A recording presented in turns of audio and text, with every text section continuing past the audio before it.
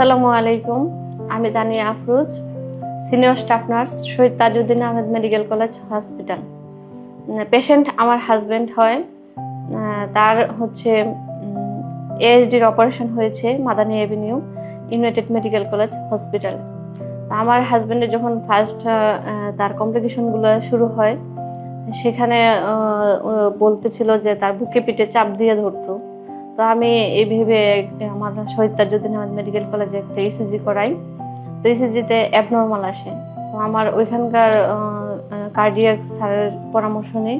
স্যাররা ইকো করে দেখে যে তার 2 ডিগ্রি এএসডি।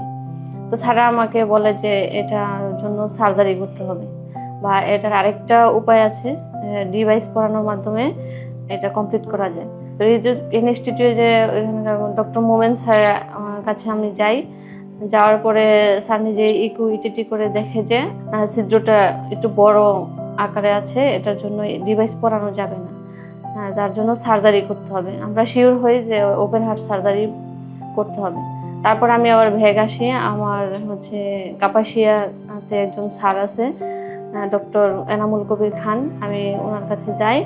তো উনি আমাকে Madani Avenue United Medical college হাসপাতালের ডক্টর অধ্যাপক মুফাসসেল আহমেদ স্যারের কাছে পাঠায়।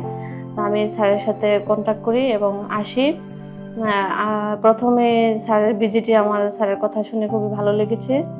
তারপরে আমরা ইনভেস্টিগেশনগুলো কমপ্লিট করি। ইনভেস্টিগেশন কমপ্লিট করে স্যারের সাথে যোগাযোগ করার পরে আমরা এখানে আসি, ভর্তি করাই। দেন এসডির অপারেশনটা সুন্দরভাবে সাকসেস হয়েছে।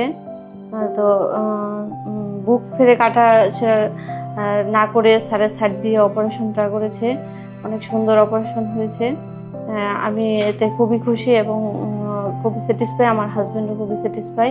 এখানকার সার্ভিসগুলো খুবই সুন্দর এবং খুবই ভালো। সবাই খুব কোঅপারেটিভ।